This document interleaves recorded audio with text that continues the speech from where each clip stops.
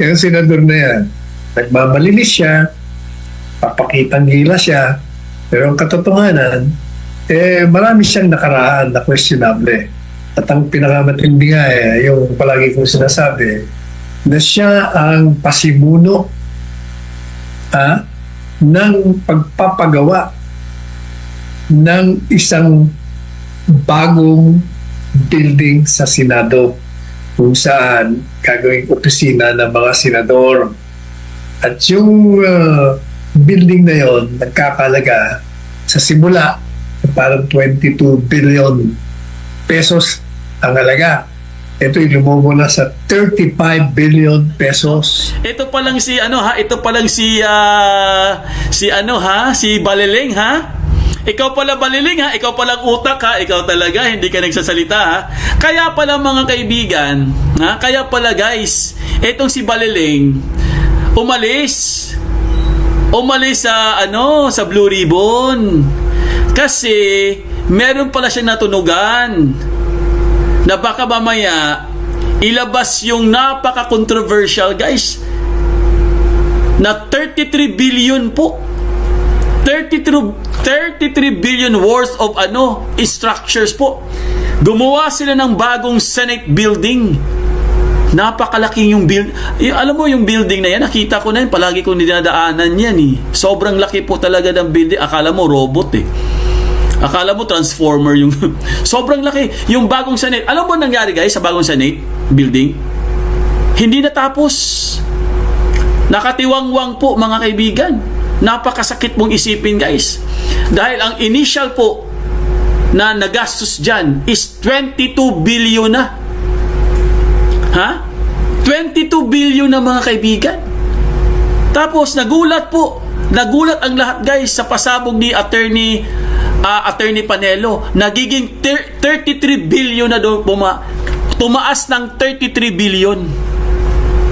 Kaya po nakaso. Under case ngayon under sa kaso ngayon yung building na yun. Kaya nakatiwangwang. Wala. Hindi na nila nagamit. Gumastos sila ng 33 billion na hindi man lang na nagamit. Wala. Hindi pa tapos. Para pang mga skeleton. Pero sobrang laki na po nagastos. Ang alam ko guys, ang alam ko dyan, nasangkot din dyan si Binay Naalala nyo ba yan? Di ba? Naalala nyo ba yan? Nasangkot po dyan mga kaibigan. Itong si Binay, di ba? Di ba? Kumbaga mga kaibigan, yung mga panahon na yon, ang alam ko ang diyan si Cayetano, ang niyan si Cayetano. Tapos nalaman nila kasi nagkaroon ng Senate hearing yan.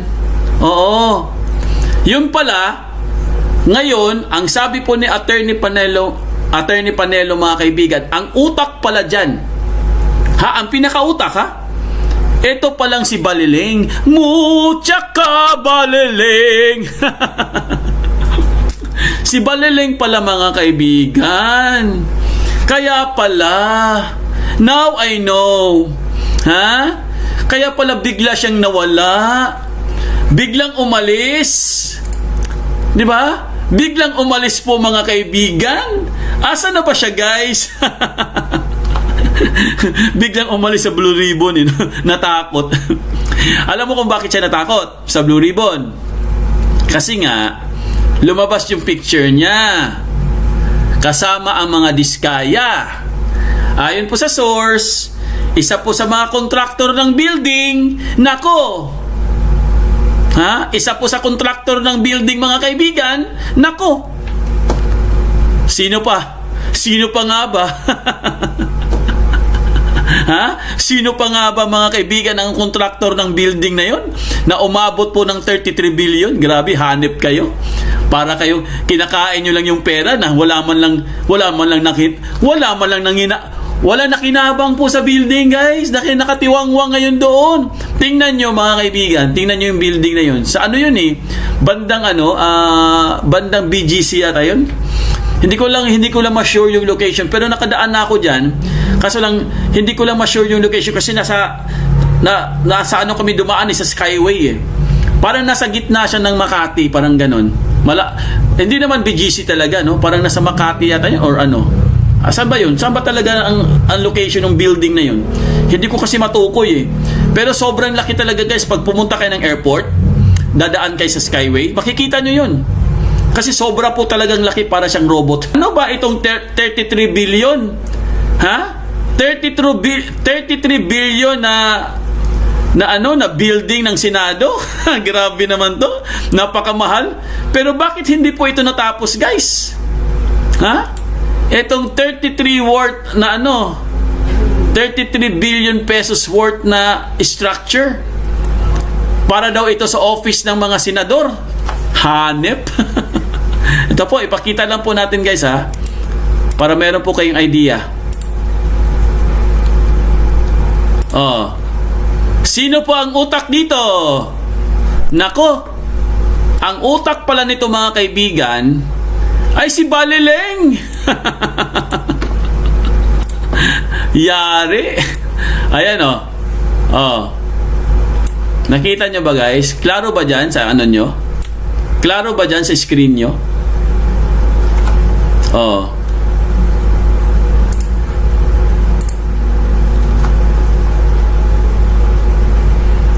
Ayan, nakita nyo mga kaibigan? New Senate Building. Anong nangyari? Ayan, 33 billion pesos and counting. So, ito po yung building na yun. Ipakita ko sa inyo yung building para maano kayo, para ma-refresh yung mga ano nyo, memory. Wait lang ha, ipakita natin yung kung gaano kalaki itong building na to. Super laki itong building na to guys eh. Ayan ito yung building na sinasabi na hindi pa po natatapos hanggang ngayon. Ayan. Yan po yung ayan Cayetano claims new Senate building cost 33 billion. So ganun po kalaki ang nagastos po sa building na to guys. 33 billion. Imagine niyo na lang yan, 33 billion. Pero nakatiwangwang po siya ngayon. Wala pong gumagawa, wala pong tao ngayon doon dahil hindi na po nila pwedeng ituloy. Bakit hindi nila pwedeng ituloy? Kasi questionable po ang kanyang budget. From 22 billion, naging 33 billion. Pero ang tanong, bakit hindi pa rin siya natapos? So, sinong kumita dito, guys? Sinong kumita dito? Di ba? Yan ang tanong dyan. May kumita. Kasi kung babasahin po natin dito mga kaibigan, bigyan ko lang kayo ng ang nakalagay po dito sa balita, the new Senate building in Taguig City. Ayun, Taguig nga. Sa Taguig nga siya, guys. The new Senate building in Taguig City cost a whopping of 33 billion peso according to Senator Alan Peter Cayetano. He disclosed it during a press conference clarifying that the 33 billion includes furniture and land. If these are not included, the building alone would cost 31.6 billion. The cost estimate to complete the building is based on all information we have today without any design changes. The cost estimate to update the building was updated with 2024 prices, and it comes from various sources, suppliers, and consultants. Cayetano said his office had a hard time divulging deep into building's updated costs. He also admitted that the building cost is unacceptable for him and for Senate President Francis Escudero. We're going to put a new Senate coordinating committee, but we're asking the Department of Public Works and Highways to mirror what we are doing. According to Cayetano, they're still studying how they can lower the building costs, explaining that it will largely be based on materials that would be used. So mga kaibigan, talagang overpriced po pasabog. So kita nyo? 33 umabot na pala ng 35 billion. Bakit naman kasi sila nagpapagawa pa sila ng ganong building, ganong kalaking building para sa kanilang opisina? 'Di ba? Akala ko guys, ang mga korap ay nasa Kongreso. Ito din pala mga senador, mga korap din pala. Hindi naman lahat, hindi naman lahat, dahil sabi ni Panelo, Meron pa namang senador dyan na hindi kasali dyan, katulad ni Robin Padilla, hindi naman siya kasali dyan. Si Bongo, hindi rin siya kasali dyan. Si Bato, lalo na si Bato, hindi siya kasali dyan. Diba? So, mga kaibigan, imagine ninyo, bakit sila nagpapagawa ng ganong kalaking, parang dambuhala, no? Dambuhalang building para sa kanilang mga office? Ha? Parang, sabi nga ni Panelo, malapalasyo na Senate building. Ano ba ang gusto nila? Akala ko ba simple lang sila para hindi sila maano ng mga tao? Bakit sila magpapagawa ng ganyang kalaking building? Grabe naman sila. Wala ba sila talagang mga puso? Sabi nga ni Atty. Panelo, sana yung 35 billion na yan, sana ginastos na lang yan pambili ng ng pagkain ng mga tao, tsaka classrooms, paggawa ng mga building ng mga schools, or ilagay sa PhilHealth. Grabe. Akala ko kongreso lang yung sila din pala, malapalasyo. Ngayon, paano yan? Hindi siya natuloy. Anong gagawin yun sa building yan ngayon? Nakatiwangwang na siya, kasi pag nakatiwangwang yan dyan, matagal, masisira lang yan. Kakalawangin lang yan, kasi open air yan eh. Diba? Maluluma po yan, ha? Nakatiwangwang pa siya ngayon, guys. Puntahan nyo sa may Taguig. Makikita nyo yan eh. So, ngayon, yung 35 billion, wala na. Nawala na siya, parang bula.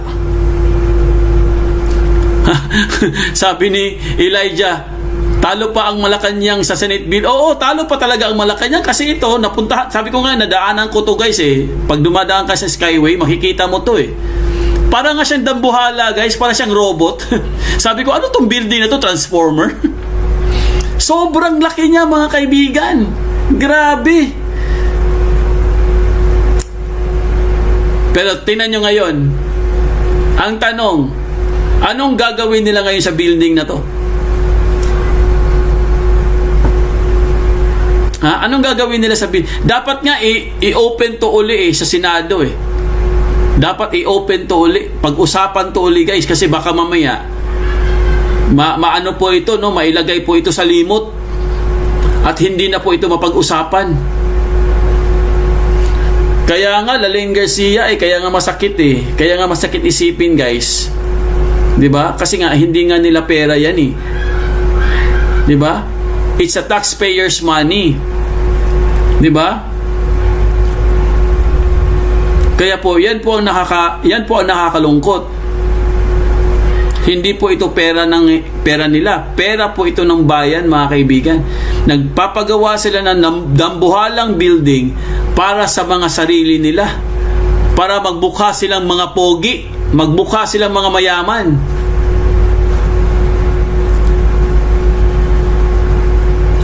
Kaya nga, honest fairness, baka may hotel pa yan sa loob.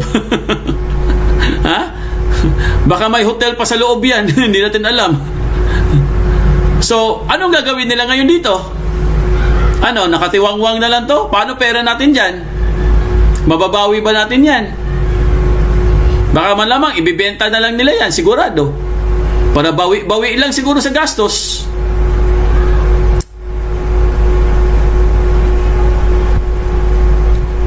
Opo, Jose Palak, tama po. From 21 billion, naging 32 billion, ngayon 35 billion na. Katpit, sa tagal ba naman nakaupo? Paano naman di yayaman?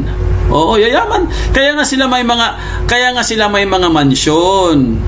Meron silang mga business na mga malalaki, meron silang mall, meron silang mga condominium. Kasi nga, bilyones ang kita mo dyan, guys. Bilyones. Lahat sila nakinabang. Kaya nga, dapat talaga mag-resign lahat eh.